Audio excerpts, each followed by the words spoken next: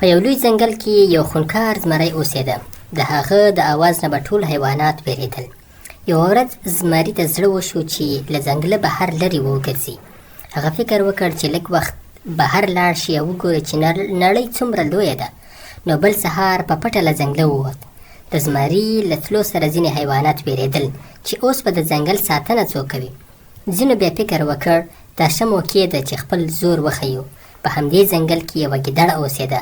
هغې فکر وکړ که په ځنګل کې جنجال جوړ کړم نو ټول به کمزوري شي او بیا به زه په اسانه پاچاهي وکړم. په ځنګل کې یوه لیوه هم اوسېده. لیوه زورور و خو دومره هوښیار نه و.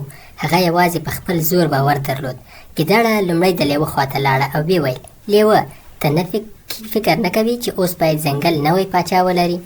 زمری څو ورځې کېږي چې نه ښکاري. که ته وغواړې نو په خپل زور ټول ځنګل سمبالولی شي او ټول به ستا له غړمبا ویرېږي. لیوه وویل: ستا خبره راته ښه ښکاري، خو نور حیوانات به ما ومني؟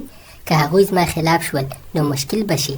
ایا ستا سره داسې کومه لاره شته چې ټول ما پاچا ومني؟ ګیدړې وویل: ته اندېښنه مه کوه، زه دومره چالاکه یم چې ټول به ستا په زور باور وکړي. بس اوس له چا سره څه مه وایه. لومړی باید خره خپل طرف ته کړو.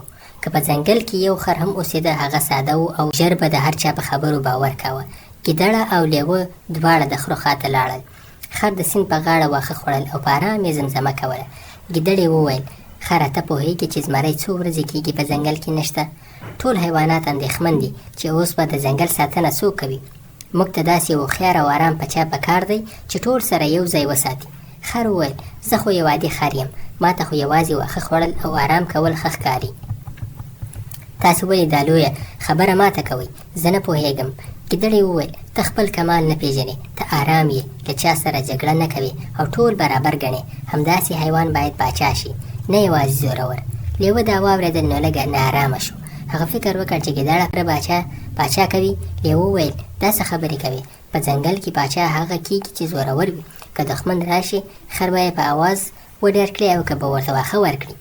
ګیدړې وویل: ستا خبره هم سمه ده، پاچا باید زورور هم وي او هوښیار هم. نو موږ باید یو ځای فکر وکړو چې د ځنګل لپاره تر ټولو ښه څوک دی تر څو وروسته جګړه پیدا نه شي. ګیدړې په زړه کې نوی چال چلاوه. هغې غوښتل چې خر او لیوه یو پر بل شکمن کړي. لږ وروسته هغه یوازې د خره خواته ولاړه. ویې ویل: خره، زما یو راز درته وایم، خو دا پټ دی. لیوه غواړي خپله پاچا شي. که هغه پاچا شو ښایي د کمزورو حیواناتو پروا ونه کوي. نو ته باید احتیاط وکړې. خر وویل: که داسې وي نو زه رښتیا هم ویرېږم. لیوه غوسهناک دی، که پاچا شي نو موږ ژوند به سخت شي. اوس راته ووایه زه څه وکړم؟ ګیدړه مسکۍ شوه. د هغې پلان ورو ورو کار کاوه. لږ وروسته هغه د لیوه خواته ولاړه. ویې ویل: لیوه، ته باید احتیاط وکړې. خر ډېر ساده ښکاري، خو ما واورېدل چې وایي که موقع پیدا شي نو زه به په خپله پاچا کېږم او ټول حیوانات به خپل طرف ته کړم. لیوه وویل: رښتیا، که داسې وي نو زه به وښیم چې په ځنګل کې اصلي زور د چا دی. د ګیدړې پر مخ د خوشحالۍ نښې ښکاره شوې. اوس په ځنګل کې ورو ورو تشویش زیات شي. حیوانات یو له بل سره په پټه خبرې کولې. ټولو ته داسې ښکارېده چې ښایي ژر به نوی پاچا وټاکل شي. یوه ورځ سهار لږه لمرینه فضا وه. خر د یوې ونې لاندې ولاړ او په فکر کې ډوب و. هماغه وخت ګیدړې ورو ورو ورغله او ورته ویې ویل: خره، ته ولې دومره اندېښمن یې؟ زه وینم چې ته دا 2 ورځې ډېر چپ شوی. که کومه ویره لرې راته ووایه، ښایي مرسته در سره وکړم.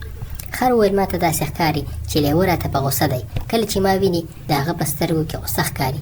ویرېږم چې ناڅاپه راباندې حمله ونه کړي. ګیدړې وویل: یوازې ویرېدل ګټه نه کوي. که غواړې خپل ځای خوندي وساتې نو لږ زړورتیا هم وښایه. کله کله باید مقابل ته وښایې چې ته هم کمزوری نه یې. بل لور ته لیوه د یو وچې ونې تر څنګ ګرځېد او فکر یې وکړ. ګیدړه ورغله او ویې لیوه ته هم په سوچ کې ښکاري. ته هم داسې فکر کوې چې په ځنګل کې څه عجیب څه روان دي. ځینې حیوانات ښایي ستا خلاف فکر کوي. لیوه وویل: هو، زه هم همدا سوچ کوم. خر عجیب چلند کوي، ما چې ویني لاره بدلوي. ښایي نور حیوانات زما خلاف کړي. ګیدړې وویل: ما هم داسې اورېدلي. هغه وایي که موقع پیدا شي خپل زور به وښیي. لیوه وویل: که داسې وي نو باید پوه شي چې په ځنګل کې زور اهمیت لري. زه به هیڅ چا ته اجازه ورنه کړم چې زما مخې ته ودرېږي.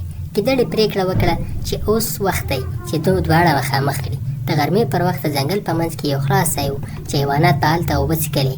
ګیدړې لومړی خر هلته راوغوښت او ویې ویل: ښه ده چې ته او لیوه مخامخ خبرې وکړئ. که شک پیدا شي ستونزه زیاتېږي.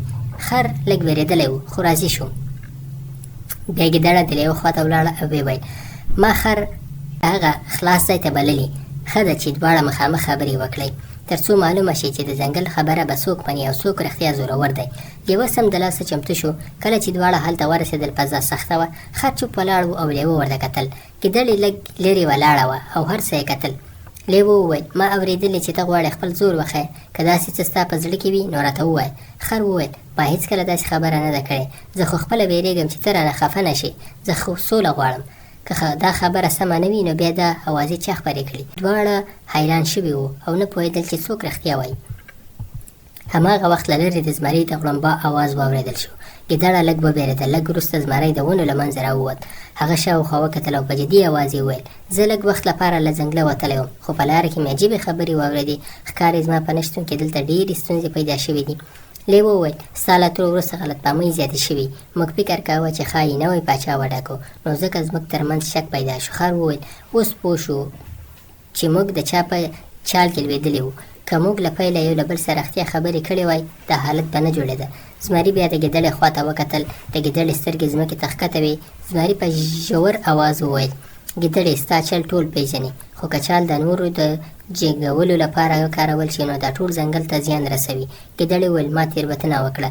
ما فکر کاوه که ټول حیوانات سره اخته شي نو زه به ګټه وکړم.